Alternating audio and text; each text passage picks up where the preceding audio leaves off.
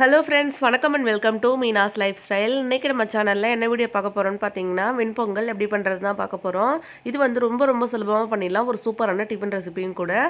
வெண்பொங்கல் எப்படி செய்யறதுன்னு பார்க்கிறதுக்கு முன்னாடி வெண்பொங்கல் சாம்பார் எப்படி பண்றது அப்படின்றது நான் தனி வீடியோவா போட்டிருக்கேன். அதை செக் பண்ணி பாருங்க. சில பேருக்கு வந்து பொங்கல் வீடியோ மட்டும் தனியா தேவைப்படும். அதுக்காக தான் ரெண்டும் வந்து தனித்தனியா போடுறேன். அதோட லிங்க் வந்து நான் கீழே டிஸ்கிரிப்ஷன்ல கொடுக்குறேன். மேல ஐ கார்டு லிங்க் கொடுக்குறேன். செக் பண்ணி பாருங்க. ரொம்ப சூப்பரா இருக்கும். சரி வாங்க வீடியோக்குள்ள பார்க்கலாம். இப்போ நம்ம பொங்கல் வந்து குக்கரில் தான் பண்ண போகிறோம். ரொம்ப ஈஸியாகவே பண்ணிடலாம். இப்போ நான் வந்து பருப்பு வேக வச்ச அதே குக்கரில் வந்து பொங்கல் பண்ணிக்க போகிறேன். 1 கிளாஸ் அளவுக்கு நான் பச்சரிசி எடுத்துக்கிறேன்.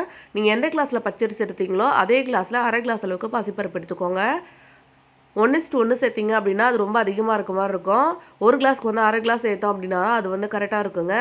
இந்த ரேஷியோவில் வந்து எடுத்துக்கோங்க, சரியாக இருக்கும். இது சேர்த்ததுக்கப்புறமா நல்லா வாஷ் பண்ணிவிட்டு 1/2 கிளாஸ், அதாவது வந்து 1 கிளாஸ் அரிசியும் 1/2 கிளாஸ் பருப்பு எடுத்துருக்கோம். 1/2 கிளாஸ், அதுக்காக 3 கிளாஸ் சேர்க்காம 5 கிளாஸ் அளவு தண்ணி சேர்த்துக்கோங்க. அப்போ வந்து நல்லா குழைய வேக வைக்க சூப்பராக இருக்கும். பொங்கல் வந்து நல்லா குழைய வந்தால் தான் வந்து நல்லாயிருக்கும். ஸோ கொஞ்சமாக உப்பு சேர்த்துட்டு இது ஒரு மூடி போட்டு நல்லா வேக வச்சிடலாம். இது சரியாக வந்து ஒரு 4 விசில் வரட்டும். இது 4 விசில் வந்ததுக்கப்புறமா நான் ஓப்பன் பண்ணி காட்டுறேன் பாருங்கள். இந்தளவுக்கு வந்து நல்லா குழைய வந்திருக்கும். நம்ம தண்ணி வந்து எக்ஸ்ட்ரா 2 கிளாஸ் வச்சோம். அந்த மாதிரி வச்சிங்க அப்படின்னா தான் வந்து நல்லா குழைய வந்திருக்கும். அடுப்பை வந்து சிம்மில் வச்சுட்டு 4 விசில் வச்சுட்டு எடுத்துக்கோங்க. அப்போ வந்து சரியாக இருக்கும்.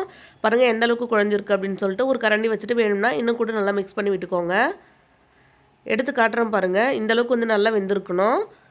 இது வந்து சரியாக இருக்கும். இப்போ நம்ம குக்கரில் அப்படியே வச்சுட்டோம் அப்படின்னா சாதம் வந்து கொஞ்சம் வரன்னு ஆகிடும். அதாவது நம்ம அதுக்கப்புறம் சாப்பிடும்போது நல்லா வந்து குழைய இருக்காது. ஸோ அதனால வந்து இது இப்போவே வந்து நான் வேறொரு பாத்திரத்துக்கு மாற்றி வச்சுக்கிறேன். குக்கர் வந்து எப்பவுமே கொஞ்ச நேரம் வந்து ஓவர் ஹீட்டாக இருக்கும். ஸோ அதனால வந்து ரொம்ப ட்ரை ஆகிடும். அதனால நான் வேறொரு பாத்திரத்துக்கு மாற்றிப்பேன். இந்த மாதிரி மாற்றினதுக்கு அப்புறமா இப்போ வந்து இதை நம்ம தாளிச்சுக்க போகிறோம்.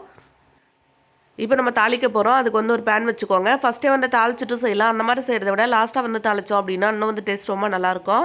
அடுத்ததாக வந்து ஒரு 1.5 டேபிள் ஸ்பூன் அளவுக்கு வந்து நான் நெய் சேர்த்துக்கிறேன்.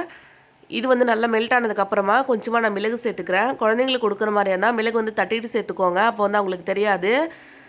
அடுத்ததாக வந்து கொஞ்சமாக வந்து கறி லீஃப் சேர்த்துக்கிறேன். இது தேவைப்பட்டால் சேர்த்துக்கோங்க, அப்படி இல்லைன்னா நீங்கள் ஸ்கிப் பண்ணிக்கலாம். இது சேர்த்தோம் அப்படின்னா கொஞ்சம் ஃப்ளேவர் வந்து நல்லாயிருக்கும். அதுக்காக நான் சேர்த்துக்கிறேன். அடுத்ததாக வந்து 2 பச்சை மிளகாய் சேர்த்துக்கலாம். கூடவே கொஞ்சமாக முந்திரி சேர்த்துக்கிறேன். இது எல்லாத்தையும் சேர்த்து இப்போ நல்லா வதக்கிக்க போகிறோம்.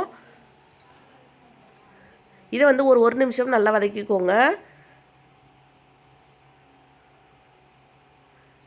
லாஸ்ட்டாக வந்து நான் கொஞ்சமாக வந்து இஞ்சி வந்து கட் பண்ணி வச்சுருக்கேன், துண்டு அதுவும் சேர்த்துக்கிறேன். கொஞ்சமாக சேர்த்துக்கோங்க. சேர்த்துட்டு இதையும் மிக்ஸ் பண்ணிக்கோங்க. இதை வந்து லாஸ்ட்டாக சேர்த்துக்கோங்க. ரொம்ப நேரம் வந்து வறுக்க தேவையில்ல. அப்போ கொஞ்சம் கசக்கிற மாதிரி இருக்கும். சேர்த்துட்டு நல்லா வறுத்ததுக்கப்புறமா அடுப்பை வந்து ஆஃப் பண்ணிவிட்டு இதை வந்து நம்ம எடுத்து வச்சுருக்க பொங்கலில் சேர்த்துடலாம். சேர்த்துட்டு ஒரு தடவை நல்லா மிக்ஸ் பண்ணிக்கோங்க. நம்ம உப்பு சேர்த்து தான் வேக வச்சுருக்கோம். இது தவிர இப்போ வந்து வேறு எதுவுமே சேர்க்க தேவையில்ல, அவ்வளோதான்.